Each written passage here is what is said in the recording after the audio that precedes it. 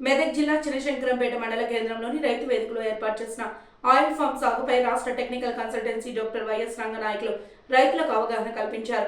ఎకరానికి 57 మొక్కలు పెంచవచ్చునని, 9 అడుగుల దూరంలో నాటాలని, అందులో అంతర్ పంటలు కూడా వేసుకుని రైతులు లాభాలు చేసుకోవచ్చని, 1 టన్నుకు 20,500 ఉండవచ్చని, రైతులు ఆయిల్ ఫామ్ ప్రతి ఒక్కరూ సాగు చేసి లాభాలు పొందాలని ఆయన కోరారు.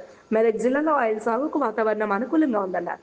వాతావరణం ప్రభుత్వ సబ్సిడీ ఒక మొక్కకు 20 రూపాయలు చెల్లిస్తుందని రంగనాయకులు రైతులకు వివరించారు. కార్యక్రమంలో జిల్లా పామాయిల్ మేనేజర్ డాక్టర్ కృష్ణ, మండల వ్యవసాయ శాఖ అధికారి ప్రసన్న లక్ష్మి, అధికారులు Santosh Kumar, oil farm field అధికారి సుజాత, ఏయువలు, మండల రైతులు పాల్గొన్నారు. ఆయిల్ ఫామ్ సాగుపై అవగాహన సదస్సును నిర్వహించడంలో భాగంగా ఈరోజు ఈ కార్యక్రమానికి ఇచ్చేసినటువంటి గౌరవనీయులైనటువంటి doctor YS Ranganayakulu garu live farm resources private limited కంపెనీకి సాంకేతిక సలహాదారుడు.